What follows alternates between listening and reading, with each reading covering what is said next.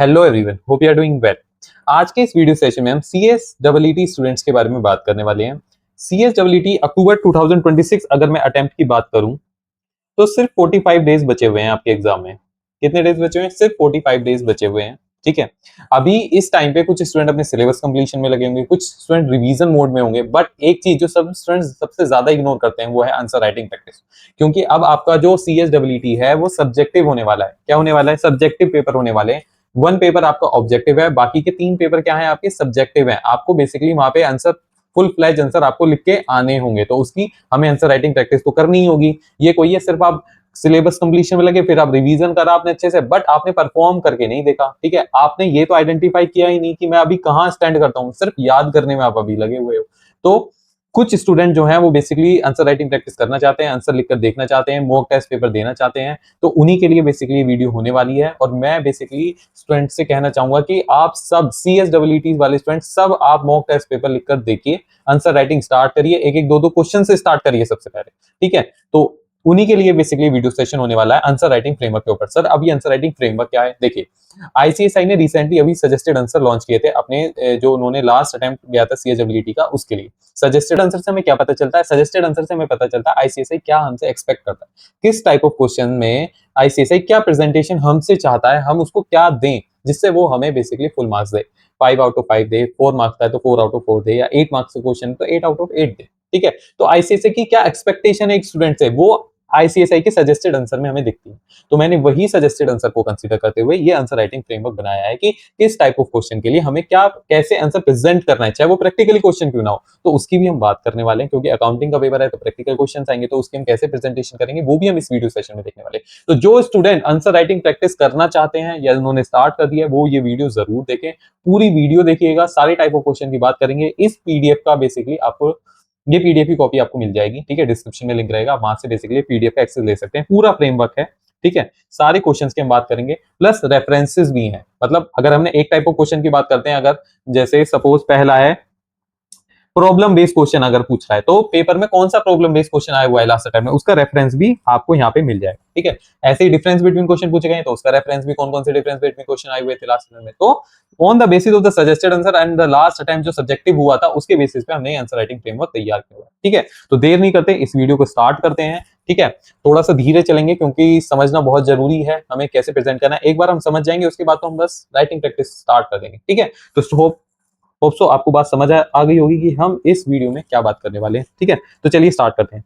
पहला इंट्रोडक्शन है, answer writing is not just about knowing the answer. तो again वही बात है जो मैं भी आपको बोल रहा था, आप कॉन्सेप्ट समझ लोगे, याद कर लोगे, रिवीजन कर लोगे, बट आप जब तक लिखकर नहीं दोगे तो आपको कॉन्फिडेंस नहीं आएगा। ठीक है, तो आप कितना भी अच्छे से याद कर लें, बट जब तक आप परफॉर्म नहीं करेंगे तो आप अपना बेसिकली स्टेटस, मेरी पढ़ाई का स्टेटस क्या है, मैं कहाँ स्टैंड करता हूँ, वो नहीं पता लगा पाएंगे। ठीक है, तो बेसिकली आंसर राइटिंग क्या है, ये नहीं आपको आता है, आपको लिख के भी जरूर देखना चाहिए। ठीक है, in the CCT examination knowing the concept is the only first step, a good answer must also communicate your knowledge clearly to the examiner. ठीक है, याद कर लिया, नॉलेज आपने गेन कर ली, बहुत अच्छी बात है, बट अब आपको एग्जामिनर को कम्युनिकेट करना है अपना आंसर। तो उसके लिए क्या, आपका आंसर एक अच्छी, आपके आंसर में एक अच्छी प्रेजेंटेशन भी होनी चाहिए, जो पूछा गया है वही आपको देके आना है। कुछ स्टूडेंट होते हैं पूछा कुछ गया है, लिख के कुछ और आ रहे हैं। ठीक है, तो बेसिकली गुड आंसर क्या होता है, must also communicate your knowledge clearly to the examiner. Clear knowledge आपको एग्जामिनर को देके आनी है। ठीक है, उसके बाद the examiner should be able to quickly identify, जब भी एग्जामिनर आपके आंसर को पढ़े तो वो आइडेंटिफाई कर ले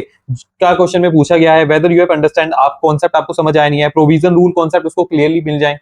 ठीक है, how you have applied it to the question, conclusion जो पूछा गया है वो क्लियरली आपका लिखा होना चाहिए। कैलकुलेशंस, अकाउंटिंग का क्वेश्चन आया है तो कैलकुलेशन और वर्किंग नोट अच्छे से प्रॉपर्ली प्रेजेंट होने चाहिए आपके क्वेश्चन। ये नहीं आप बिल्कुल काटम पीटी करके आ रहे हैं, वर्किंग नोट्स का आता पता नहीं है। ठीक है, यहाँ के वर्किंग नोट्स उधर डाल रखे हैं।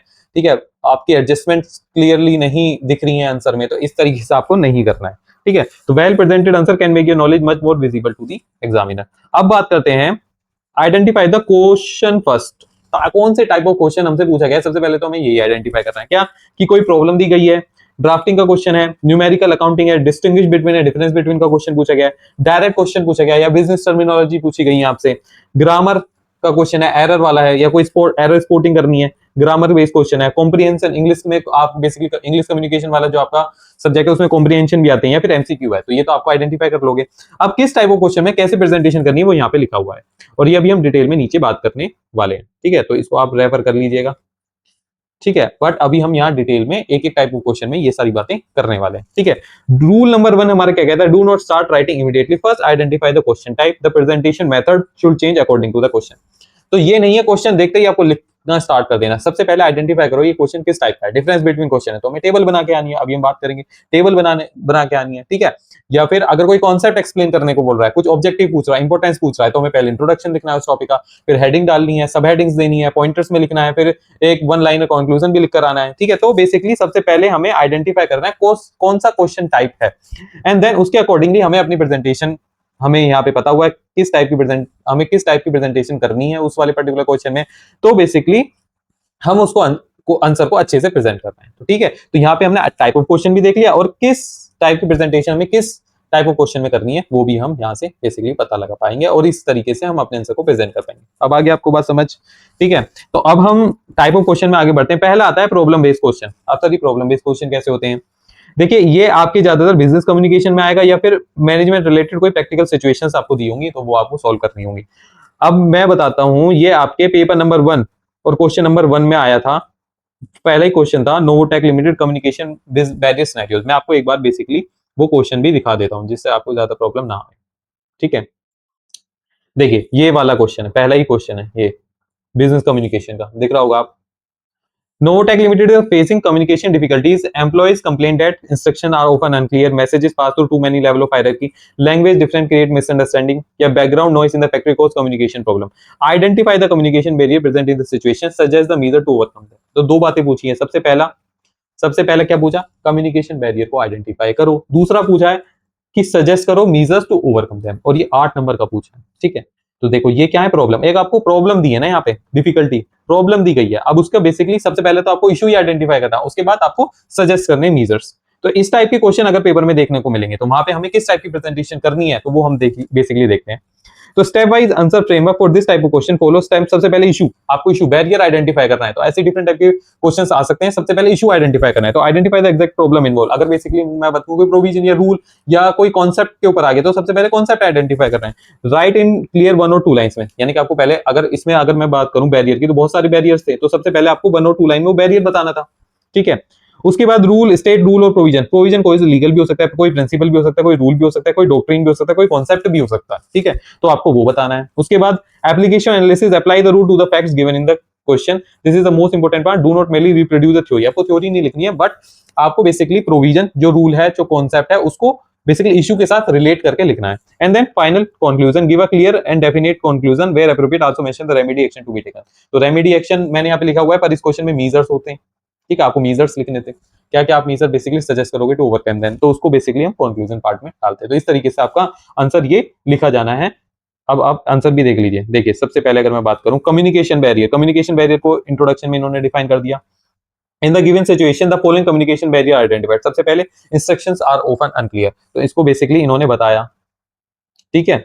उसके बाद लैंग्वेज बैरियर, साइकोलॉजिकल बैरियर, ये सब 1 और 2 लाइन में इन्होंने बेसिकली डिफाइन किए हुए हैं, ठीक है, क्लियरली बताए गए हैं। और जो फैक्ट्स हैं, प्रॉब्लम यानी कि जो प्रॉब्लम दी हुई है, जो फैक्ट्स दिए हुए हैं उनको रिलेट भी करा हुआ है यहाँ पे, ठीक है। एंड देन मीजर्स भी लिखे हुए हैं, ठीक है। देन अगेन सेकंड वाले पार्ट के लिए तो ये 8 नंबर का क्वेश्चन आया था। देखिए कितना बड़ा है। सबसे पहले language differences create misunderstanding. So in this third situation where the employees complain that language difference create misunderstanding, it is due to the language barrier in the communication. अब ये सब इन्होंने बेसिकली एक्सप्लेन कर रखा है। और देन यहाँ पे मीजर्स टू ओवरकम, तो ये पार्ट में था, इस तरीके से इन्होंने प्रेजेंट किया हुआ है। तो हमारा आंसर राइटिंग का अगर हमें कोई पर्टिकुलर एक क्वेश्चन भी आता है तो इस तरीके से लिखना है। सबसे पहले आइडेंटिफाई द एग्जैक्ट प्रॉब्लम, उसके बाद रिलेवेंट जो भी प्रोविजन है, यहाँ पे कॉन्सेप्ट है, चाहे डॉक्ट्रिन है, चाहे कोई रूल है, ठीक है। तो यहाँ पे बैरियर उसी तरीके से एक्सप्लेन किए हुए थे। देन एप्लीकेशन एनालिसिस किया हुआ था, एंड देन कंक्लूजन उसका यहाँ पे लिखा हुआ था। तो कंक्लूजन में आप रेमेडी भी आपसे पूछ सकता है, कोई बेसिकली एक्शन भी पूछ सकता है, कोई आपसे मीजर भी पूछ सकता है, तो किस तरीके का पूछ सकता है, तो आपको एंड इस तरीके से ही करना है, ठीक है।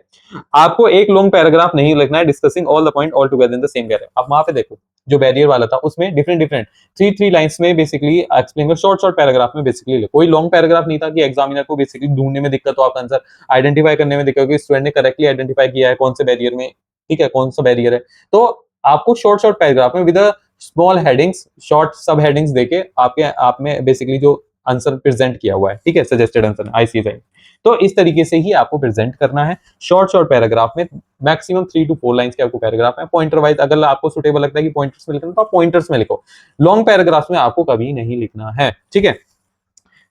उसके बाद this make each point separately visible to the examiner, तो एग्जामिनर को एक एक पॉइंट आपके आंसर में बेसिकली क्लियरली दिखने वाला है। अप्रोच हमने वही रखनी है। दूसरा आता है ड्राफ्टिंग रिलेटेड क्वेश्चन। अब ड्राफ्टिंग के क्वेश्चन भी बहुत आए हुए हैं, कॉर्पोरेट ड्राफ्टिंग आए, क्या मैंने देखा नोटिस भी आया हुआ है, मिनट्स भी आई हुई हैं, ठीक है। तो इस टाइप के क्वेश्चंस आपके बेसिकली एग्जाम में लास्ट अटेम्प्ट में पूछे गए थे। देखो कौन कौन से क्वेश्चन थे, पेपर नंबर 1 में ही आया हुआ है drafting notice, draft board meeting minutes, structure and drafting of business report, business letter, semi block format. तो इस टाइप के ड्राफ्टिंग के क्वेश्चन पूछे गए हैं। पर आपको मैं बता दूं ड्राफ्टिंग के क्वेश्चन में आपको सबसे ज्यादा इंपॉर्टेंट बात रखने की क्या है, ड्राफ्ट फॉर्मेट, ठीक है। जो भी फॉर्मेट, देखो बुक से बाहर कुछ नहीं आएगा, मैं आपको बता दूं बुक से बाहर फॉर्मेट कोई भी नहीं आएगा, आपको वो फॉर्मेट बहुत अच्छे से लिखने आना चाहिए। कैसे डेट, कहाँ डेट मेंशन करनी है, किस तरीके से बॉडी लिखनी है अगर कोई लेटर है, ठीक है, ठीक, क्लोज कैसे करना है, ठीक है। तो वो सब चीजें आपको देखनी है, वो भी हम सीखेंगे। पहला, format is the part of the answer, format ही सब कुछ है, अपने फॉर्मेट से नहीं भटकना। और बुक में जो स्टडी मटेरियल, आईसीएसई के स्टडी मटेरियल है, उसमें जो फॉर्मेट दिए हुए हैं पेपर में वही आएंगे, उससे बाहर कुछ नहीं आएगा, ठीक। If the particular format is specified in the question, do not substitute it with format you personally prefer. अगर बुक में जो बेसिकली फॉर्मेट दिया हुआ है आपको वही फॉलो करना है, अपना दिमाग नहीं लगाना है कि आप आपको पर्सनल लेवल पे आप कुछ प्रेजेंट कर रहे हैं, ठीक है। फॉर्मेट जो बुक में दे रखा है उसको ही फॉलो करना है, ठीक है। उसके बाद do not read drafting question as ordinary theory question नहीं है, it is the question ask you to draft your answer should like actual document. मतलब सिंपल सी बात है, अगर कोई मीटिंग है तो मीटिंग क्या है, मीटिंग के मिनट्स पूछ रहा है, तो एक मिनट्स क्या है, एक डॉक्यूमेंट है। तो आपका डॉक्यूमेंट, आपका जो प्रेजेंटेशन करने का तरीका वो भी लुक लाइक अ डॉक्यूमेंट होना चाहिए कि आप एक डॉक्यूमेंट बना रहे हैं, ठीक है। तो यूज सबसे पहले अगर मैं नोटिस की बात करूं, मैं नोटिस और मिनट्स की बात यहाँ पे की हुई है, किस तरीके से क्या क्या इंपॉर्टेंट है ड्राफ्ट में। प्रॉपर सीक्वेंस होना चाहिए, जैसे नोटिस में name of the organisation, notice की हेडिंग आएगी, डेट आएगा, टाइटल सब्जेक्ट आएगा, बॉडी ऑफ नोटिस आएगा, रिलेवेंट बॉडी ऑफ नोटिस में रिलेवेंट डिटेल मेंशन होनी चाहिए। उसके बाद लास्ट में क्या लिखते हैं, name designation of the issuing. ये प्रॉपर सीक्वेंस एक फॉर्मेट में इस तरीके से अच्छे से लिखी होनी चाहिए, ठीक है। ऐसे नहीं लिखना है आपको ड्राफ्ट ऑफ नोटिस, अगर नोटिस की चीज क्या तो आप उसको डिफाइन करने लगे, वो सब नहीं करना। डेट छोड़ दी, सब्जेक्ट टाइटल नहीं लिखा, अननेसेसरी एक्सप्लेनेशन आप दे रहे हैं। उसके बाद ignoring the prescribe format, format he follow करना है, फॉर्मेट ही सबसे ऊपर है ड्राफ्टिंग की अगर मैं बात करूंगा। देखिए आपने उसके अंदर लिखा कुछ भी हो, पर अगर आपका फॉर्मेट सही है ना और वो 5 नंबर क्वेश्चन है तो 3 नंबर आपके कहीं नहीं जाएंगे, मैं आपको ये बता दूं। और आपने लिखा भी अच्छे से, इंग्लिश में गलती नहीं करी है, तो बेसिकली 5 में से 5 या 5 में से 4 आपको मिल जाएंगे। उसके बाद ऐसी मिनट्स की बात करूं तो basically nature and type of meeting, date time venue हो गया, चेयरमैन चेयरपर्सन अटेंडेंस, ये सब बेसिकली इस सीक्वेंस में आपकी होनी ही चाहिए, ठीक है। Do not explain the format first, directly draft the minute. अगर बेसिकली मिनट्स ऑफ मीटिंग पूछी गई है, minutes of the board meeting बनाओ, तो आप minutes of the board meeting को एक्सप्लेन करने मत लगना, आप इस तरीके से मिनट्स ही बना के आना, इस कहने का मतलब ये। और ये सर ड्राफ्टिंग एक ही दिन में आ जाएगी आपको, नहीं, आपको 2-4 नोटिस, 5-6 नोटिस आपको रेगुलर बेसिस पे बना के देखने पड़ेंगे, मिनट्स बार-बार आपको बना के देखनी पड़ेगी। जो भी फॉर्मेट दिए हुए हैं आपकी बुक में वो आपको बार-बार प्रैक्टिस करने पड़ेंगे, बार-बार प्रैक्टिस करके देखोगे आप, तभी आप बना पाओगे पेपर में, ठीक है। तो एक बार आप अच्छे से रीड आउट करो, कैसे बेसिकली क्या फॉर्मेट है, गो थ्रू करो, एंड देन उसको एक बार गलत बनाओगे, 2 बार गलत बनाओगे, तीसरी बार आपका बेसिकली फॉर्मेट है वो सुधर जाएगा, ठीक है। चौथी बारी में और अच्छे से इंप्रूवमेंट होगी। तो इस तरीके से बार-बार आप प्रैक्टिस करोगे तो आपको बनाना, देखो पेपर में काफी सारे क्वेश्चन आए हुए हैं ड्राफ्टिंग के, आप देखोगे, ठीक है। तो 4 क्वेश्चन आए हुए हैं, तो 4 क्वेश्चन की वेटेज भी आप देखो कितनी अच्छी खासी है। तो आपको ड्राफ्टिंग अच्छे से, मतलब ये, और ड्राफ्टिंग याद करने से नहीं आएगी, ठीक है। आप फॉर्मेट याद कभी नहीं कर पाओगे, आप लिख के देखोगे जब भी आपको समझ आएगा, तो लिखना जरूरी है। तो एक-एक बार आप बेसिकली डेली बेसिस पे तैयारी करते रहो, नोटिस लिख के देखते रहो, मिनट्स मीटिंग बनाते रहो, लेटर बना के देखते रहो और फॉर्मेट को गो थ्रू करते रहो साथ-साथ, ठीक है। अब उसके बाद मैं बात करता हूँ practical accounting and numerical question की। अब सर न्यूमेरिकल क्वेश्चन, अकाउंटिंग का तो पेपर ही आपका न्यूमेरिकल बेस्ड है, न्यूमेरिकल्स आएंगे, थ्योरी भी आती है बट न्यूमेरिकल तो बहुत ज्यादा आएंगे, ठीक है। तो देखो जैसे मशीनरी अकाउंट आ गया, डेप्रिसिएशन अकाउंट आ गया under the WDV, trading account, profit and loss account, balance sheet बनाने को आएंगे, एडजस्टमेंट, जनरल एंट्रीज आएंगी, कैश बुक फॉर द, ये तो इस टाइप के बेसिकली न्यूमेरिकल और प्रैक्टिकल क्वेश्चंस आपके अकाउंटिंग वाले चैप्टर में पूछे जाते हैं। तो इसके लिए सर कैसे प्रेजेंटेशन करनी है, that is numerical answer should not consist only of the final figures, ठीक है, फाइनल फिगर नहीं होंगी, the examiner must be able to see how you arrive at the answer, ठीक है। इसकी बात अभी करेंगे। सबसे पहले आती है कैलकुलेशन। कैलकुलेशन बहुत ज्यादा इंपॉर्टेंट है क्योंकि न्यूमेरिकल है, तो आपको टेबल बना के आनी है, तो टेबल बना के आनी है, डेट, पर्टिकुलर्स, अमाउंट, यानी कि जब भी आप लेजर बनाओगे तो इस तरीके से आपको प्रेजेंट करना है, डेट, पर्टिकुलर, अमाउंट, ठीक है। ये नहीं है आपको टेबल बना के जरूर आनी है, ये नहीं यहाँ पे 1 नंबर डाला, यहाँ लिख दिया, अमाउंट लिख दिया, फिर यहाँ 2 नंबर डाला, लिख दिया अमाउंट। आप प्रॉपर टेबल बना के आओगे, सेपरेशन आपके आंसर में दिखना चाहिए, यहाँ डेट का कॉलम होना चाहिए, पर्टिकुलर अमाउंट, ठीक है, इन INR, ये लिख के आना है आपको। कभी कभी अमाउंट हो सकता है लाख में दे रखी हो, करोड़ में दे रखी हो, तो इन सब चीजों का आपको ध्यान रखना है। और प्रॉपर टेबल होनी चाहिए, कैलकुलेशन, यानी कि अगर कुछ चीज यहाँ ऐड कर रहे हो तो ऐड लिखो, यहाँ करके ऐड करके पूरा आपको इस तरीके से प्रेजेंट करना है, ठीक है। टेबल जरूर बना के आनी है, बिना टेबल के आपको करके ही नहीं आना है, बस ये याद रखना। Date align particular clear, amount properly assigned होनी चाहिए, टोटल क्लियर विजिबल, यानी कि टोटल अगर दे रहे हैं तो इस तरीके से यहाँ पे टोटल लिखो बड़ा बड़ा, और यहाँ पे टोटल अमाउंट लिख के आओ, ठीक है। तो इस तरीके से आपका यहाँ प्लस माइनस जो कर रहे हो आप इसी टेबल में करना है, इस तरीके से आपको प्रेजेंट करना है। वर्किंग नोट्स की बात आती है, यस जरूरी है। Show calculation separately wherever required, आपके सजेस्टेड आंसर आप देखोगे वहां पे वर्किंग नोट अच्छे से प्रेजेंट करे हुए, तो आईसीएसआई भी आपसे एक्सपेक्ट करता है कि आप वर्किंग नोट्स पेपर में बना के आओगे। सर वर्किंग नोट्स कैसे? वर्किंग नोट जैसे डेप्रिसिएशन मशीनरी अकाउंट है, ठीक है, मैं आपको बता ही देता हूँ। मशीनरी अकाउंट जब आप बनाओगे, ठीक है, तो मशीनरी अकाउंट जब आप बनाओगे तो बेसिकली रिटर्न डाउन वैल्यू दे रखी है आपकी कितनी, 260 100, 2,60,100, ठीक है। तो क्या मशीनरी अकाउंट, एक मिनट रुक जाइए, गलत हो गया यहाँ पे, मशीनरी अकाउंट, ठीक है। उसके बाद डेप्रिसिएशन लगेगा इस पे, सर यस 26010, ठीक है। उसके बाद वैल्यू कितनी बची 30 नंबर को, 23490, 23490। उसके बाद डिसमेंटलिंग चार्जेस यहाँ पे टू बैंक अकाउंट आप लिख के आएंगे, ये मैं एक तरीके से पूरा अकाउंट बना के दिखा रहा हूँ आपको, आएगा 5000, ठीक है। तो वैल्यू कितनी होगी 239190, यहाँ पे आ जाएगा 239190, ठीक है। उसके बाद सेल प्रोसीड 1 लाख की, तो सेल प्रोसीड यहाँ लिखोगे आप 1 लाख, ठीक है। तो आपको बेसिकली लॉस हुआ यहाँ पे, loss on disposable of machine, ठीक है, कितना वो 139,090, यही लिख के आओगे आप, इस तरीके से मशीन अकाउंट बनाओगे। जब आप इस तरीके को बनाओगे तो लॉस ऑन डिस्पोजेबल जो है ये आपने कैसे निकाला, क्या प्लस माइनस करा, ये बेसिकली इस अकाउंट से थोड़ी पता लग जाएगा, जब तक आप वर्किंग नोट नहीं बना के आओगे। मेरे कहने का मतलब ये, जब तक आप ये इस तरीके से प्लस माइनस ऐड लेस ये सब टोटल करके लेस करके और लॉस ऐसे निकाल के नहीं दिखाओगे, तब तक एग्जामिनर को कैसे पता चलेगा कि आपने लॉस यहाँ पे कैसे प्रेजेंट किया हुआ है, ठीक है। तो यही होते हैं वर्किंग नोट। तो आप सजेस्टेड आंसर गो थ्रू करो तो आपको वहां पे पता चलेगा कि वर्किंग नोट किस तरीके से प्रेजेंट करने हैं मुझे। प्रेजेंट देखो, एक एग्जांपल तो मैंने दे दिया, इस तरीके से आपको प्रेजेंट करने हैं, पेपर में भी सजेस्टेड आंसर में भी इस तरीके से प्रेजेंट करे हुए हैं। तो एक्चुअल बेसिकली ये लॉस ऑन डिस्पोजेबल आया कैसे, वो आपको वर्किंग नोट वहां पे बना के आना है। कैलकुलेशन अपनी ऐसी बहुत सारी एडजस्टमेंट किसी क्वेश्चन में दी होंगी, तो उनको एडजस्टमेंट की कैलकुलेशन भी इस तरीके से आपको दिखा के आनी है। Show adjustment clearly where question contain, अगर कोई क्वेश्चन में पूछा है एडजस्टमेंट इंटरेस्ट की है, डेप्रिसिएशन की है, आउटस्टैंडिंग एक्सपेंसेस की है, प्रीपेड एक्सपेंसेस की है, एक्रूड इनकम की है, बैड डेब्ट्स की है, सेल ऑफ एसेट प्रॉफिट और, तो basically do not hide the adjustment inside the final answer. Final answer निकालने के चक्कर में आपकी एडजस्टमेंट छुप ना जाए। रिलेवेंट वर्किंग सेपरेटली, तो रिलेवेंट वर्किंग जो है उस एडजस्टमेंट की आपको अच्छे से दिखा के आनी है और उसको बेसिकली बॉक्स बना के आना है, क्योंकि उस एडजस्टमेंट के ही नंबर होते हैं, ठीक है। एजम्पशन, अगर कोई पेपर में कोई क्वेश्चन ऐसा है जहां पे आपको एजम्पशन लेने की जरूरत पड़ गई, मतलब हो सकता है कुछ चीज मिसिंग हो, कोई पर्टिकुलर इंफॉर्मेशन मिसिंग है और आपने अज्यूम करा है कुछ, तो आप वहां एजम्पशन वहां पे आप लिख के आएंगे। If the question require an assumption, जरूर नहीं सारे क्वेश्चन में होगा, किसी क्वेश्चन में हो सकता है। और ट्रीटमेंट डिपेंड अपॉन एन अनस्टेटेड, मतलब जो इन्फॉर्मेशन पेपर में नहीं दे रखी, राइट इट सेपरेटली, तो आपको वहां पे एजम्पशन लिख के आनी है। द अबव, जैसे कि the above calculation made assuming that asset was used for this months during the relevant accounting period, तो बेसिकली इस तरीके से आपको नोट डाल के, यहाँ पे नोट नहीं डालेगा, एजम्पशन डालिएगा। मैंने एक प्रेजेंट करने का स्टाइल आपको बता दिया है इस तरीके से, तो आपको एजम्पशन भी लिख के आनी है, वर्किंग नोट भी लिख के आने हैं। वर्किंग नोट बहुत जरूरी है, बहुत ज्यादा जरूरी है। उसके बाद only writing the final amount, doing rough calculation, rough calculation आपको नहीं करनी है। रफ कैलकुलेशन आप बैक साइड में करिए, कहीं और करिए, पेपर में आपकी जहां प्रेजेंट कर रहे हैं वहां आपकी रफ कैलकुलेशन नहीं होनी चाहिए।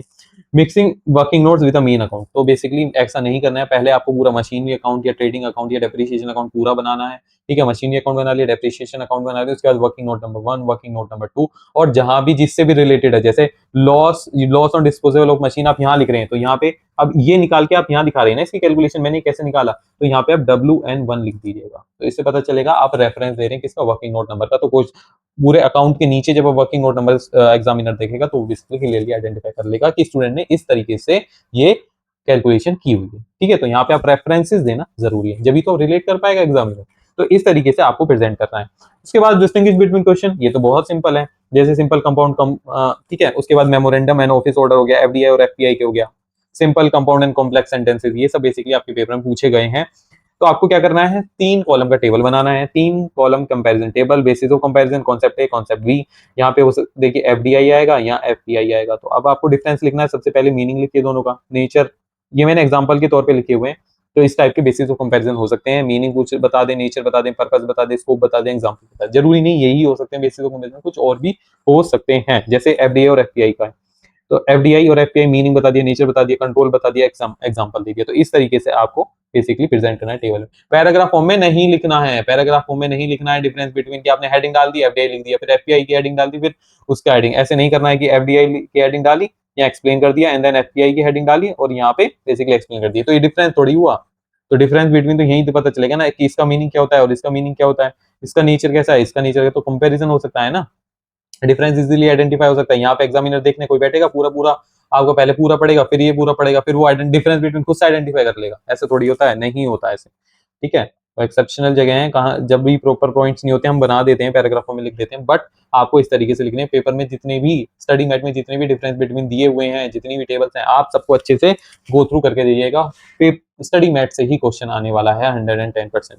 ठीक है, तो never write a distinction as a long paragraph, use only the relevant basic comparison, cover all the difference between given in your study material. Study material में जितने भी डिफरेंस बिटवीन दिए हुए हैं वही आपको करने हैं। उसके बाद वो ये the examiner can immediately compare the two concept, one basis one clear difference. तो यही तरीका मैं आपको सजेस्ट कर रहा हूँ, टेबल बना के आइएगा, एग्जामिनर क्लियरली आइडेंटिफाई कर लेगा डिफरेंसेस आपके on the basis of difference. उसके बाद टाइप 5 आता है डायरेक्ट कॉन्सेप्ट बिजनेस टर्मिनोलॉजी। अब ये एक एक नंबर के क्वेश्चन पूछे जाते हैं, या ठीक है, या फिर डायरेक्ट कॉन्सेप्ट पूछेगा तो बेसिकली हो सकता है 4 नंबर का भी पूछे, पर एक एक नंबर के भी है। अब इसमें 2-3 टाइप अंदर इसके बन जाएंगे, वो मैं बताऊंगा कैसे। जैसे डायरेक्ट क्वेश्चन या बिजनेस टर्मिनोलॉजी की बात करूं, देखिए this question require different approach depending upon the marks. तो डिफरेंट डिफरेंट अप्रोच हमारी हो सकती है, क्योंकि 1 नंबर का क्वेश्चन भी आएगा, वहीं 4 नंबर का क्वेश्चन भी आ सकता है, 5 नंबर का क्वेश्चन भी आ सकता है। देखो जैसे एक एक नंबर में आप zero coupon bond, warrant, trespass, caveat emptor पूछ लिया, एसओ कैम, ठीक है, तो ये सब पूछ लिया। या फिर पर्पस फॉर भी सिक्योरिटी प्रीमियम कैन यूटिलाइज, तो ये 5 नंबर का पूछ लेगा। National income and value added method, तो इस टाइप के अगर बेसिकली 2 नंबर के, 5 नंबर के पूछ लिए, ठीक है, तो उनके लिए थोड़ी अलग प्रेजेंटेशन है, और जहां 1 नंबर का पूछा उसके लिए थोड़ी अलग प्रेजेंटेशन है। कैसे? 1 mark direct question, 1 word substitute बताओ, सिनोनिम पूछ लिया, फुल फॉर्म बता दो, स्पेलिंग वाला आ गया, कोई डायरेक्ट टर्मिनोलॉजी बता दो, ठीक है, कोई इस टाइप के क्वेश्चन आए हुए हैं, 1 वर्ड वाले, 1 सेंटेंस वाले, 1 लाइनर, ठीक है। तो अप्रोच क्या है? आंसर डायरेक्टली, डायरेक्टली आंसर लिखना है आपको, घुमाना फिराना नहीं है। Do not right unnecessary explanation, तो 1 नंबर में अननेसेसरी एक्सप्लेनेशन नहीं लिखनी है। 1 नंबर में जीरो कूपन बॉन्ड लिखने को आया तो मैक्सिमम आपको 3 से 4 लाइन में आपको जीरो कूपन बॉन्ड को एक्सप्लेन करना है। उसके लिए पूरा हाफ पेज इस्तेमाल करने की कोई नीड नहीं है, या 2 पैराग्राफ लिखने की कोई नीड नहीं है, आप अपना टाइम वेस्ट करेंगे। एक नॉमिनल नंबर आपको एक ही है, तो मैक्सिमम 3 to 4 लाइंस में आपको 1 नंबर के लिए लिखनी है। अगर कोई फुल फॉर्म आ जाए तो उसके लिए तो बस इतना ही लिखना है, associate chamber of commerce of industry of India, ठीक है। अब इसको एक्सप्लेन करने मत लग जाना, अगर फुल फॉर्म पूछा है तो बस ये काम नहीं करने हैं आपको, एक्स्ट्रा मार्क्स नहीं मिलने वाले, क्योंकि ये प्रोफेशनल एग्जाम है, ठीक है। प्रोफेशनल एग्जाम की फर्स्ट स्टेज है सीएसडब्ल्यूईटी की, तो इसमें यहाँ पे ऐसे मार्क्स नहीं मिलेंगे बीकॉम की तरह। आप ये समझो, बीकॉम में आप कुछ भी करके आए होगे, वो यहाँ नहीं चलने वाला। उसके बाद बिजनेस टर्मिनोलॉजी पूछ लिया आपसे, तो for terminology requiring explanation use short 3 or 4 line paragraph, ये वही मैं टर्मिनोलॉजी की बात कर रहा हूँ। अगर कोई बिजनेस टर्मिनोलॉजी आपसे पूछ लिए तो 3 से 4 लाइन का पैराग्राफ आपका होना चाहिए, ज्यादा नहीं होना चाहिए। 1 नंबर की अगर मैं बात करूँ, यहाँ पे 1 वर्ड सब्स्टिट्यूट, यहाँ तो 1 वर्ड में लिखोगे, 1 नंबर का ही आएगा और 1 वर्ड ही लिखना है आपको, ठीक है, एक्सप्लेन नहीं करना है कुछ भी। और यहाँ बिजनेस टर्मिनोलॉजी पूछ ली तो आपको बेसिकली 3-4 लाइन का पैराग्राफ लिख के आना है। तो give the direct meaning of the term where useful, provide a simple exam, अगर जहां जरूरी है तो आप एक एग्जांपल लिख के आ जाना, इससे ज्यादा आपको नहीं बढ़ाना है। हाफ पेज का लिख के आ गया, नेसेसरी इंट्रोडक्शन लिख रहे हैं, जीरो कूपन बॉन्ड, उससे पहले बॉन्ड को बताने लगे, फिर जीरो कूपन बॉन्ड बता रहे हैं, ऐसे नहीं करना है। Reproducing everything you know about the topic, आपसे 3 से 5 मार्क का कोई कॉन्सेप्चुअल क्वेश्चन आ गया जी, कोई एक्सप्लेन करो। देखिए पेपर में आपको क्वेश्चन में दिखेगा explain, describe, elaborate, discuss, importance, objective बताओ, फीचर बताओ, इसेंशियल्स बताओ। तो ये सब चीजें अगर बेसिकली आपको क्वेश्चन में दिखनी है तो वो 5 नंबर का ही क्वेश्चन आएगा, आप देख लेना। इकोनॉमिक्स में भर भर के ऐसे क्वेश्चन आपको देखने को मिलेंगे, बिजनेस, ठीक है। इकोनॉमिक्स के पेपर में आपको देखना तो इस टाइप के क्वेश्चन ही हैं, वो 5-5 नंबर के क्वेश्चन, 4-4, 5-5 नंबर के क्वेश्चन है। तो उसमें क्या पैटर्न होने वाला है, किस तरीके से लिखना है, सबसे पहले मीनिंग इंट्रोडक्शन लिखना है 2 लाइन में, start with a short definition और इंट्रोडक्टरी पैराग्राफ, 2 लाइन का आपको ये लिखना है, ठीक है जी। उसके बाद main content, use meaningful heading and sub heading. तो देखो मेन हेडिंग तो सबसे पहले लिखी जाएगी जिसके ऊपर क्वेश्चन दिया गया है, सबसे पहले तो आप हेडिंग लिखोगे, फिर उसका शॉर्ट इंट्रोडक्टरी लिखोगे आप, ठीक है। फिर अगर कैरेक्टरिस्टिक्स पूछे, इंपोर्टेंस पूछे, पॉइंटर्स में लिखनी है, सबसे पहली बात पॉइंटर में लिखना है, पॉइंटर में लिखना है, पैराग्राफ में नहीं लिखनी है इंपोर्टेंस, ठीक है। ये सब चीजें, फीचर्स पूछे है, ऑब्जेक्टिव्स पूछे है, पैराग्राफ्स में नहीं लिखनी है, अभी भी बात सुन लो, सिर्फ पॉइंटर्स में लिखनी है, सब हेडिंग्स देनी है यहाँ, सब हेडिंग्स, ठीक है। उसके बाद एक्सप्लेनेशंस लिखनी है आपको, लिखा है ना, use meaningful heading and sub heading, explain every point in 2-3 lines, 2-3 lines में उस पॉइंट को आपको एक्सप्लेन करना है। Add one example wherever it improve clarity, ठीक है। अगर आप एग्जांपल आपको याद रहता है तो आप एग्जांपल भी ऐड ऑन करके आइए, ठीक है। And with a short concluding statement wherever appropriate, और लास्ट में एक लाइन का कंक्लूजन भी लिख के आना है कि जहां पे भी आपका आंसर एंड होगा, ठीक है। तो ये सर 5 नंबर में कितने पेज भर के आए जी? एक पेज ही लिखना है बस। 5 नंबर के लिए एक पेज तो जरूरी है, एक पेज आपको लिख के आना है, जिसमें आपका सबसे पहले हेडिंग रहेगी, उसके बाद 2 लाइन का इंट्रोडक्शन रहेगा, उसके बाद अगर इंट्रोडक्शन हो सकता है डेफिनेशन भी दे रहे हो, ठीक है। आप या बेसिकली उस कॉन्सेप्ट के बारे में बता रहे हो, अगर कोई बेसिकली एक्सटर्नल ऑब्जेक्ट की इंपॉर्टेंस पूछे तो आपको उनको पॉइंटर्स में लिखना है, ठीक है। पैराग्राफ अवॉइड करना है, जहां पता लग जाए कि नहीं है मुझे पॉइंटर याद नहीं है, वहां पे आप फिर करिएगा, बट आपको सब हेडिंग्स यूज करनी है, हेडिंग्स सब हेडिंग्स के साथ एक्सप्लेनेशन। बहुत सारे स्टूडेंट होते हैं सर हेडिंग हेडिंग कर लेते हैं, सब हेडिंग याद कर लेते हैं, हेडिंग एक्सप्लेनेशन तो वहां बना के लिखेंगे, नहीं, अभी आप थोड़ा पढ़ लो पढ़ लो पढ़ लो, उन सब हेडिंग्स के साथ एक बार एक्सप्लेनेशन भी उनकी लिख कर जाओ, अच्छे से लर्न करके जाओ, ठीक है। उसके बाद अवॉइड क्या करना है, लॉन्ग अनब्रोकन पैराग्राफ्स, लिखे ही जा रहे हैं लिखे ही जा रहे हैं, कुछ पता ही नहीं चल रहा है। No headings, writing everything you remember, ऐसा भी नहीं लिखना है जो इस कॉन्सेप्ट से रिलेटेड मुझे याद आ रहा है मैं सब कुछ वही लिख देता हूँ, नहीं, जो पूछा गया है वही देख के आना। इंपोर्टेंस पूछिए इंपोर्टेंस लिख के आओ, इंपोर्टेंस पूछिए फीचर्स बता के आगे, ऐसा नहीं करना है, इंपोर्टेंस पूछिए इंपोर्टेंस ही लिख के आनी है, ठीक है। रिपीटिंग द सेम पॉइंट वो सब नहीं करना है। Example without explaining the concept, ठीक है। यानी कि अगर आप कोई सब हेडिंग लिख रहे हो सिर्फ एग्जांपल लिख के आ गए, उसको एक्सप्लेन ही नहीं किया 2-3 लाइन में, तो वो सब नहीं करना है। कॉम्प्लिकेटेड लैंग्वेज यही करनी है, सिंपल लैंग्वेज यूज करनी है, ठीक है। Starting directly with unrelated background, ठीक है। तो मतलब ये नहीं कि आपने क्वेश्चन देखा कौन से उससे मिलता जुलता जो भी याद आ रहा था वो सब मैंने वहां पे लिख दिया, ठीक है। सिंपल लैंग्वेज में लिख के आओ, ठीक है। इंग्लिश प्लेन इंग्लिश में लिख के आओ, ठीक है। टूटी फूटी ग्रामर यूज मत करना, सिंपल प्लेन इंग्लिश यूज कर, ठीक है। तो बहुत सारे स्टूडेंट की हो सकता है इंग्लिश अच्छी भी ना हो, क्योंकि हो सकता है देखो सभी के साथ होता है, बहुत सारे एग्जीक्यूटिव में भी है जिनकी हो सकता है वो लिख नहीं पाते हैं, दिक्कत आती है, थोड़ी इंग्लिश वीक है हमारी, ठीक है। तो आप राइटिंग प्रैक्टिस करोगे, आप लिख लिख के देखोगे, आपका सब सही हो जाएगा, बट आप पेपर में ही जाके लिख के देख के आओगे तो वो नहीं होने वाला है, बस इतनी सी बात मान लो आप। उसके बाद ग्रामर, पंक्चुएशन, एरर स्पॉटिंग, ये सब सिंपल एक एक बेसिकली मार्क्स के आएंगे। Identify correct error in 4 sentences, 4 sentences दिए होंगे, 4 नंबर का होगा।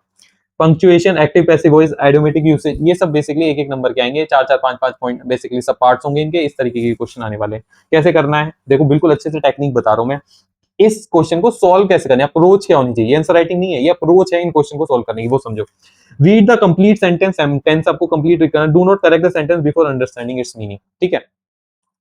तो बेसिकली सबसे पहले आपको कंप्लीट सेंटेंस को रीड करना है, ठीक है, उसका मीनिंग समझना है। सबसे पहली बात क्या है, रीड करना है, उसका मीनिंग आइडेंटिफाई करना है सबसे पहले। उसके बाद identify the exact error, check for subject verb agreement, देखो उसका टेंस देखो, प्रीपोजिशन देखो, आर्टिकल देखो, प्रोनाउन देखो, वर्ड यूसेज देखो, स्पेलिंग देखो, पंक्चुएशन देखो, वॉइस देखो, आइडियोमेटिक एक्सप्रेशन देखो। तो ये सब चीजें बेसिकली अगर एरर की बात आती है तो ये सब चीजें आपको चेक कर रही है। सबसे पहले रीड करना है, मीनिंग देखना है, and then identify the exact error. उसके बाद write the correct sentence clearly, उसके बाद do not provide multiple unnecessary alternative नहीं बताने, जो भी करेक्ट सेंटेंस है एक वो आपको फिर वहां पे लिखना है, ठीक है। और maintain question wise numbering, if 4 sentence are given answer 1 2 3 4, इस तरीके से लिखना है, 1 करेक्ट आंसर 1, ये ऊपर नीचे नहीं करना है आपको, ठीक है। प्रॉपर अच्छे से नंबरिंग आपकी होनी चाहिए, ठीक है। उसके बाद इंग्लिश कॉम्प्रिहेंशन की बात करूंगा, तो इंग्लिश कॉम्प्रिहेंशन में comprehension based MCQ on AI in the workplace, अब लास्ट अटेम्प्ट में क्या आया था, एआई के ऊपर हुआ था, एआई इन द वर्कप्लेस। तो इससे आप समझ सकते हैं जो कॉम्प्रिहेंशन आएगा आपका वो लेटेस्ट कोई टॉपिक होगा उसी के ऊपर आने वाला है, ठीक है। हो सकता है अब आप लॉ के स्टूडेंट बनने वाले हैं, एग्जीक्यूटिव में आप इतने सारे लॉज पढ़ेंगे, प्रोफेशनल में आप लॉ पढ़ेंगे, तो हो सकता है कोई लॉ बेस्ड ही आ जाए, ठीक है। लेबर लॉ के ऊपर आ जाए, लेबर लॉ, अभी लेबर कोड्स आए थे रिसेंटली, तो उन्हीं के ऊपर आ जाए, अभी रिसेंट टॉपिक। तो अगर मैं बात करूं लास्ट ट्रेंड में किसका आया था, एआई के ऊपर आया था, तो रिसेंटली जो भी ट्रेंडिंग टॉपिक है उसके ऊपर बेसिकली आपका इंग्लिश कॉम्प्रिहेंशन आ सकता है, ठीक है। तो प्रैक्टिस के लिए सिर्फ मैंने बताया, प्रैक्टिस कर सकते हैं आप, वो ध्यान में रखते हुए। Do not read the entire passage randomly and then look at the question, ऐसे नहीं करना है कि आपको इंग्लिश कॉम्प्रिहेंशन मिला, आपने पैराग्राफ रीड करना स्टार्ट कर दिया एंड देन फिर आप क्वेश्चंस रीड कर रहे हैं, आपको ये अप्रोच नहीं रखनी है इंग्लिश कॉम्प्रिहेंशन के लिए। आपको क्या करना है, रीड द क्वेश्चन फर्स्ट, सबसे पहले आपको क्वेश्चन को रीड करना है कि क्वेश्चन एक्चुअली पूछ क्या रहा है, फिर उस क्वेश्चन में जो 1 लाइन का क्वेश्चन होने वाला है या 2 लाइन का क्वेश्चन होने वाला है उसमें से आपको की पॉइंट को अंडरलाइन करना है, की पॉइंट, कीवर्ड, या फिर कोई आपको लगता है कि हाँ ये रिलेवेंट वर्ड है उसको आपको हाईलाइट करना है, तो अंडरलाइन करिए, आइडेंटिफाई करिए कीवर्ड को, क्या हो सकता है, कोई पर्सन है, कोई इवेंट है, तो उस इवेंट को करिए, रीजन है, कोज है, इफेक्ट है, टाइम के बारे में अगर है, कोई स्पेसिफिक फैक्ट है, कोई ओपिनियन है, मीनिंग, तो उसको आपको अंडरलाइन करिए, उस कीवर्ड को आइडेंटिफाई करिए, अपने बेसिकली उस क्वेश्चन में उसको अंडरलाइन करिए, उसको ध्यान में रखिए, ठीक है।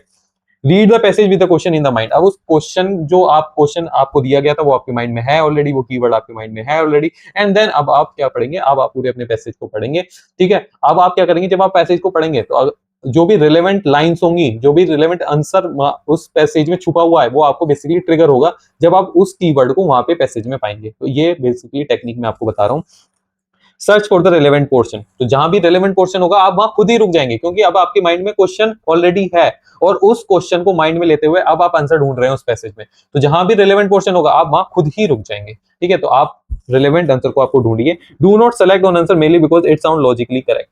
देखिए एमसीक्यू आएगा इंग्लिश कॉम्प्रिहेंशन में, पैसेज जो आपके क्वेश्चन आएंगे वो मल्टीपल चॉइस क्वेश्चन होंगे। तो एक क्वेश्चन दिया होगा, उसके 4 ऑप्शन होंगे, तो बेसिकली आपको कंफ्यूज करने की पूरी कोशिश की जाएगी। तो आपको ये नहीं बेसिकली आंसर इस बेसिस पे सेलेक्ट करना है क्योंकि वो लॉजिकली आपको करेक्ट लग रहा है, नहीं, the answer should be supported by the passage. जो आपका आंसर है, जो भी आपने आंसर सेलेक्ट किया, वो पैसेज में उसका बेसिकली सपोर्ट होना चाहिए, ठीक है। पैसेज में या तो लाइन लिखी हो कोई ऐसी जिसके बेसिस पे आप वहां उस पर्टिकुलर मल्टीपल चॉइस आंसर पे अपने पूछे हैं या बेसिकली वो ऑप्शन सेलेक्ट कर रहे हैं, तो वो basically it must be supported by the passage. ये नहीं आपको लॉजिकली सही लग रहा है तो आप ठीक कर रहे हो, नहीं, पैसेज उस आंसर को सपोर्ट करता होना चाहिए, ठीक है। तो उसमें आप मल्टीपल चॉइस की एक टेक्निक मैं आपको बता देता हूं। मल्टीपल चॉइस की for MCQ eliminate option contradict करे, अगर जो बेसिकली कॉन्ट्राडिक्ट कर रहे हैं पैसेज को तो आप उसको एलिमिनेट कर दो। इंट्रोड्यूस इंफॉर्मेशन नॉट गिवन, ठीक है। Too broad only partially correct, तो बेसिकली टू ब्रॉड अगर लग रहा है उसको हटा दो, आप पार्शियली करेक्ट लग रहा है उसको हटा दो, ठीक है। कॉन्ट्राडिक्ट कर रहा है पैसेज को वो हटा दो, कि बेसिकली पूछा जो आपसे पूछा गया है उसके आप मल्टीपल चॉइस क्वेश्चन आप देखेंगे तो कोई एक ऑप्शन हो सकता है जो बिल्कुल ही अपोजिट हो जो पैसेज में लिखा है, तो उसको बेसिकली एलिमिनेट कर दो, ठीक है। तो इस तरीके से आप अपनी कोई भी स्ट्रेटेजी अपना सकते हैं और वो एलिमिनेट करो, सबसे पहले रॉन्ग ऑप्शन को एलिमिनेट करो, ठीक है। कॉम्प्रिहेंशन का मतलब क्या है, answer from the passage not from your personal logic. तो आपको पर्सनल दिमाग नहीं लगाना है, अपना लॉजिक नहीं लगाना है, जो पैसेज में दे रखा है आपको उसको अच्छे से पढ़ के उसमें से ही आंसर देना है, बस इतना याद रखना है। एमसीक्यू की स्ट्रेटेजी, एमसीक्यू में कवर मल्टीपल कॉन्सेप्ट, मतलब देखा इंग्लिश कॉम्प्रिहेंशन आगे कहीं और भी एमसीक्यू पूछ सकते हैं, एक पेपर पूरा ही एमसीक्यू आपका बिजनेस लॉ वाला, तो उसके लिए होने वाला है बिजनेस लॉ मैनेजमेंट जो है ऑब्जेक्टिव है आपका। 5 स्टेप एमसीक्यू अप्रोच में आपको बताने वाला हूं। सबसे पहले आपको क्वेश्चन पढ़ना है, कीवर्ड आइडेंटिफाई करना है। अब सर इसमें कौन सा कीवर्ड आइडेंटिफाई करें, सर ये वाले, not, except, correct, incorrect, most appropriate, true false, can completely change the answer. तो ये जो वर्ड है ना, ये आपके आंसर को चेंज कर सकते हैं। जैसे एक्सेप्ट हो गया, इनकरेक्ट हो गया, मोस्ट अप्रोप्रिएट हो गया, ट्रू हो गया, फॉल्स हो गया, नॉट हो गया, तो इस तरीके के जो वर्ड है ना ये आपके आंसर को चेंज कर देंगे एमसीक्यू के, ठीक है। तो इन वर्ड पे आपको ध्यान रखना है, ठीक है। उसके बाद कॉन्सेप्ट को रिकॉल करना है, जो एमसीक्यू पूछा गया है उसमें कौन सा कॉन्सेप्ट लग रहा है उसको रिकॉल करना है। उसके बाद एलिमिनेट करना है, क्लियरली इनकरेक्ट ऑप्शन को आपको एलिमिनेट करना है। जब आपको कॉन्सेप्ट रिकॉल हो जाएगा उसके बेसिस पे फिर आप एलिमिनेट करो जो गलत है and select the most appropriate answer. उसके बाद क्या चीजें ध्यान में रखनी है, एमसीक्यू में बहुत सारे स्टूडेंट के साथ होती है। पहला, changing an answer repeatedly without a valid reason. अभी आपको 1 लग रहा है फिर हमको 2 लगने लगा, क्यों लग रहा है भाई 2 आपको, कोई रीजन है? अगर रीजन है तो ठीक है, अगर विदाउट एनी वैलिड रीजन आपका अभी 1 लग रहा है अभी 3 लग रहा है तो ऐसा नहीं करिएगा, आप और ज्यादा कंफ्यूज हो जाएंगे, ठीक है। तो ऐसा आपको नहीं करना है। देन उसके बाद choose an option because it sounds familiar. एक होते हैं ना स्टूडेंट, इस टाइप के स्टूडेंट भी होते हैं, सर कुछ फैमिलियर सा लग रहा है, ये तो कुछ देखा देखा सा लग रहा है। ये देखा देखा कुछ नहीं होता है, आपको कॉन्सेप्ट पक्का होना चाहिए आपका, ठीक है। तो ये सब नहीं करना है। इग्नोरिंग वर्ड्स नॉट एक्सेप्ट, ये आपको इग्नोर नहीं करने हैं, आपको ये इग्नोर नहीं करने हैं, ठीक है। इनके बेसिस पे आंसर चेंज होते हैं, इसलिए मैं बोल रहा हूँ, ठीक है। उसके बाद क्वेश्चन, अब सारे पार्ट मैंने करा दिए, सारे टाइप ऑफ क्वेश्चन मैंने आपको बता दिए, ठीक है, जो पेपर में आए गए हैं लास्ट अटेम्प्ट में, जो कि सब्जेक्टिव पेपर था।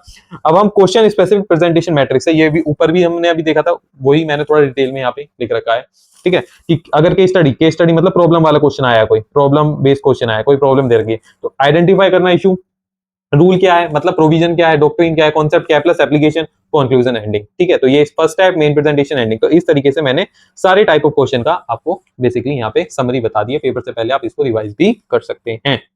Common words, what does the question actually want, तो understand the command word is. अब देखिए क्वेश्चन में क्या टाइप, जो भी क्वेश्चंस दे रखे होंगे, जो भी क्वेश्चंस आएंगे पेपर में, आप मॉक टेस्ट लिख के देख रहे हैं, तो आप जब क्वेश्चन पढ़िएगा तो क्वेश्चन में क्या देखने वाला है, डिफाइन, स्टेट, एक्सप्लेन करो, डिस्क्राइब करो, डिस्कस करो, एलिब्रेट करो, डिस्टिंग्विश, मतलब डिफरेंस बिटवीन का क्वेश्चन आ गया। कंपेयर हो सकता है, कंपेयर, कंपैरिजन, इस तरीके से लिखो। आइडेंटिफाई, एनालाइज करो, कैलकुलेट करो, कैलकुलेशन बेस्ड, ड्राफ्ट का बेसिकली मिनट्स ड्राफ्ट करवा रहा है, लेटर ड्राफ्ट कर रहा है, तो ड्राफ्ट, सजेस्ट, जस्टिफाई। तो अगर बेसिकली क्वेश्चन में इन सब ये टाइप ऑफ वर्ड्स आपको देखने को मिल रहे हैं कि डिफाइन, स्टेट, एक्सप्लेन, एलोबरेट, तो आपको क्या करना है, यहाँ पे मैंने लिखा व्हाट शुड यू डू, आपको करना क्या है, डिफाइन अगर करने का तो प्रिसाइज मीनिंग, डेफिनेशन पूछ रहा है वो, ठीक है। State, give direct factual answer. Explanation, meaning दो, उसकी एक्सप्लेनेशन दो। डिस्क्राइब करना है तो एक्सप्लेन करो, कैरेक्टरिस्टिक्स लिखो, डिटेल्स लिखो। डिस्कस पूछा, explain the concept in reasonable detail. तो इस तरीके से एलिब्रेट पूछा, डिटेल एक्सप्लेनेशन देंगे। डिस्टिंग्विश, डिफरेंस देना है टेबल में। कंपैरिजन पूछा तो सिमिलरिटी, डिफरेंस और रिलेवेंट बेसिस, तो ये सेम सेम टाइप का होता है, distinguish between, difference between, comparison, तो इस तरीके से। उसके बाद आइडेंटिफाई करना है तो name the relevant concept issue, आपको आइडेंटिफाई करके वहां पे लिखना है। हो सकता है जो बैरियर पूछ रहा हो या बेसिकली कुछ भी चीज, कोई भी कॉन्सेप्ट, कोई भी रूल, आइडेंटिफाई दिस रूल या आइडेंटिफाई दिस पर्टिकुलर, तो वो पूछ रहा हो तो उस तरीके से आपको यहाँ पे नेम लिखना है उस इशू का, उस कॉन्सेप्ट का। उसके बाद एनालाइज तो break down and examine the facts. उसके बाद कैलकुलेशन का है तो वर्किंग दिखानी है आपको, पूरी अकाउंट बनाना है। उसके बाद फाइनल आंसर अंडरलाइन करके आना है आपको, ठीक है। उसके बाद ड्राफ्ट तो प्रिस्क्राइब फॉर्मेट को फॉलो करना है। आपको करना क्या है, मैंने वो यहाँ पे लिखा हुआ है, give practical measure and recommendations देनी है, सजेस्ट करो आप उसमें ना, सजेस्ट का मीजर, तो प्रैक्टिकल मीजर बताना है, रिकमेंडेशन बतानी है अपनी, ठीक है। Justify, give reason supporting the conclusion. तो इस तरीके से आपको बेसिकली जस्टिफाई करना है कोई भी स्टेटमेंट दिया हुआ है, तो बेसिकली जो भी आप जस्टिफाई करोगे अपना कोई भी स्टेटमेंट को, तो आपको वहां पे रीजन लिखना है जो सपोर्ट करता हो आपके कंक्लूजन को, ठीक है।